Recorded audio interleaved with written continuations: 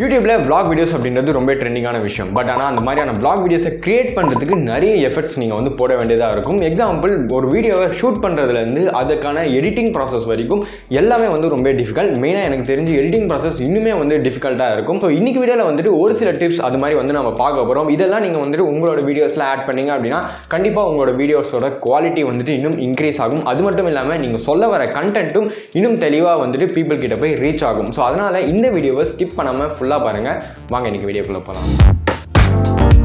முதல் விஷயம் பார்த்தீங்க அப்படின்னா கேமரா வந்து ப்ராப்பராக வந்து ஹேண்டில் பண்ணுறது. ஸோ vlog பொறுத்த வரைக்கும் ரெண்டு டைப்பில் நீங்கள் வந்து கேமராவை வந்து ஹேண்டில் பண்ணலாம். ஸோ ஒன்று வந்துட்டு ஷேக்கியாக இருக்கும். இதை நீங்கள் வந்து போஸ்ட் ப்ரொடக்ஷனில் ஃபிக்ஸ் கூட பண்ண முடியும். ஸோ அதை பற்றி வீடியோஸ் நான் வந்து மேலே ஐ பட்டனில் வந்து கொடுக்குறேன், மறக்காமல் செக் பண்ணி பாருங்கள். பட் இந்த கேமரா ஷேக்கை நீங்கள் வந்துட்டு உங்களோட வீடியோஸில் எப்படி வந்து மெயின்டைன் பண்ணுறீங்க, இதுதான் வந்து ரொம்ப இம்பார்ட்டண்ட்டான ஒரு விஷயம். ஒரு 20 மினிட்ஸ் வீடியோவை வந்து நம்ம எக்ஸாம்பிளாக வந்து எடுத்துக்கலாம். ஸோ 20 மினிட் வீடியோஸில் அங்கங்கே நீங்கள் வந்துட்டு கேமரா ஷேக்கோட ஒரு வீடியோ குவாலிட்டி கொடுத்தீங்க அப்படின்னா அது வந்துட்டு கிளியராக இருக்கும். மற்ற பிளேசஸ்ல எல்லாமே வந்துட்டு நீங்கள் கேமராவை ஏதாச்சும் ஒரு ட்ரைபாட்லையோ இல்லைனா ஏதாச்சும் ஒரு பிளேஸில் ஸ்டெடியாக வந்து செட் பண்ணிவிட்டு அங்கே நின்று நீங்கள் வந்து உங்களோட ஆடியன்ஸ் கிட்ட பேசுனீங்க அப்படின்னா அது வந்து இன்னும் கிளியராக போயிட்டு ரீச் ஆகும். சப்போஸ் நீங்கள் வந்துட்டு அந்த 20 மினிட்ஸ்மே நீங்கள் வந்து கேமரா ஷேக்கோட வந்து பேசுனீங்க அப்படின்னா அது வந்துட்டு ப்ராப்பராக போயிட்டு ரீச் ஆகாது. அண்ட் பார்க்குற வியூவர்ஸ்க்கும் அது வந்துட்டு ஒரு மாதிரி அன்பிளசண்ட்டாக வந்து இருக்கும். ஸோ வீடியோவை அவங்களால கண்டினியூவாக வந்து அதை வாட்ச் பண்ண முடியாமல் பண்ணும். ஸோ இந்த மாதிரியான கேமரா ஷேக்கை மேனேஜ் பண்ணி அண்ட் நீங்கள் எந்த விஷயங்கள்லாம் இம்பார்ட்டண்ட்டாக உங்களோட ஆடியன்ஸுக்கு போய் ரீச் ஆகணும்னு நினைக்கிறீங்களோ அதை வந்துட்டு ட்ரைபாட் போட்டு ஸ்டெடி கேமில் வந்து எடுத்தீங்க அப்படின்னா கிளியராக இருக்கும். செகண்ட் டிப் பார்த்தீங்க அப்படின்னா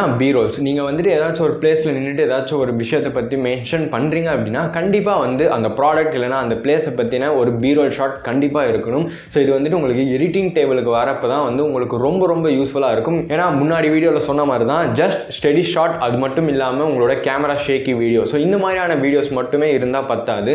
vlogs பொறுத்த வரைக்கும் பீரோல்ஸ் ரொம்ப ரொம்ப இம்பார்ட்டன்ட். ஸோ உங்களோட ஆடியன்ஸ் உங்கள் கூட கிளியராக கனெக்ட் ஆகணும் அப்படின்னா இந்த மாதிரியான பீரோல் ஷாட்ஸ் ரொம்ப ரொம்ப ஹெல்ப்ஃபுல்லாக இருக்கும். ஈவன் அது வந்துட்டு ஒரு 5 to 10 செகண்ட்ஸாக இருந்தாலும் நீங்கள் இருக்கிற பிளேஸை கிளியராக நீங்கள் வந்து அந்த வீடியோக்குள்ளே எஸ்டாப்ளிஷ் பண்ணியிருந்தீங்க அப்படின்னா ஈஸியாக வந்து ஆடியன்ஸால் அது கூட கனெக்ட் ஆக முடியும். தேர்ட் இம்பார்ட்டன்ட் டிப் பார்த்தீங்க அப்படின்னா மியூசிக் வந்து யூஸ் பண்ணுறது. ஸோ மியூசிக் வந்து ப்ராப்பரான மியூசிக் ட்ராக்கை நீங்கள் வந்து உங்களோட vlog எது சூட் ஆகுமோ அந்த மியூசிக்கை வந்து கண்டிப்பாக நீங்கள் ஆட் பண்ணியே இருக்கணும். So last and final tip பார்த்தீங்க அப்படின்னா டிரான்சிஷன். ஸோ டிரான்சிஷன் பொறுத்த வரைக்கும் ரொம்ப ரொம்ப இம்பார்ட்டன்ட். 20 மினிட்ஸ் வீடியோ கிளிப் பண்ணுறீங்க அப்படின்னா நீங்கள் அந்த 20 மினிட்ஸும் என்ன மாதிரி ஒரு பிளேஸில் உட்காந்துட்டு நீங்கள் பேச போகிறது கிடையாது. ஸோ அப்படி இருக்கிறப்ப நீங்கள் ஒரு பிளேஸ்லேருந்து இன்னொரு பிளேஸுக்கு ட்ராவல் ஆகுறீங்க அப்படின்னா கண்டிப்பாக உங்களால் கேமரா கூட இன்ட்ராக்ட் பண்ண முடியாத சுச்சுவேஷன்ஸில் ஒரு பீரோவில் ரெக்கார்ட் பண்ணுறது அப்படின்றது ரொம்ப ரொம்ப இம்பார்ட்டன்ட். இது வந்துட்டு உங்களுக்கு எடிட்டிங் அப்போ ஒரு பிளேஸில் உங்களோட கிளிப்பை என் பண்ணுறீங்க அப்படின்னா அதுக்கப்புறமாவே நீங்கள் ஒரு மியூசிக் ஆட் பண்ணிட்டு இந்த பீரோல்ஸ் எல்லாமே நீங்கள் வந்துட்டு காட்ட முடியும். முடிஞ்ச அளவு ஆன் த ஸ்பாட்டில் உங்களால் வந்துட்டு இந்த டிரான்சிஷனை எப்படி வந்து கிரியேட் பண்ணணும் அப்படின்றத நீங்கள் வந்து டிசைட் பண்ணீங்க அப்படின்னா அது இன்னும் உங்களுக்கு வந்து ஹெல்ப்ஃபுல்லாக இருக்கும். ஸோ அவ்வளோதான் கைஸ், தேங்க்ஸ் ஃபார் வாட்சிங். இந்த வீடியோ வந்துட்டு உங்களுக்கு கண்டிப்பாக ஹெல்ப்ஃபுல்லாக இருக்கும்னு நினைக்கிறேன். ஹெல்ப்ஃபுல்லாக இருந்தது அப்படின்னா மறக்காம லைக் பண்ணுங்க, பிடிக்கலன்னா வந்துட்டு டிஸ்லைக் பண்ணிக்கோங்க. அண்ட் மறக்காம சேனலுக்கு வந்து சப்ஸ்கிரைப் பண்ணுங்க. இது மாதிரியான நிறைய டுட்டோரியல் வீடியோஸ் நீங்கள் வந்து பார்க்கணும் அப்படின்னா. அண்ட் அது மட்டும் இல்லாமல் நெக்ஸ்ட் எந்த மாதிரியான வீடியோஸ் பார்க்கணும் அப்படின்றத கீழே மென்ஷன் பண்ணுங்க. இந்த வீடியோவில் பேசின விஷயங்கள் உங்களுக்கு ஹெல்ப்ஃபுல்லாக இருந்ததா இல்லைனா ஆல்ரெடி முன்னாடியே தெரியுமா, இது போக எக்ஸ்ட்ரா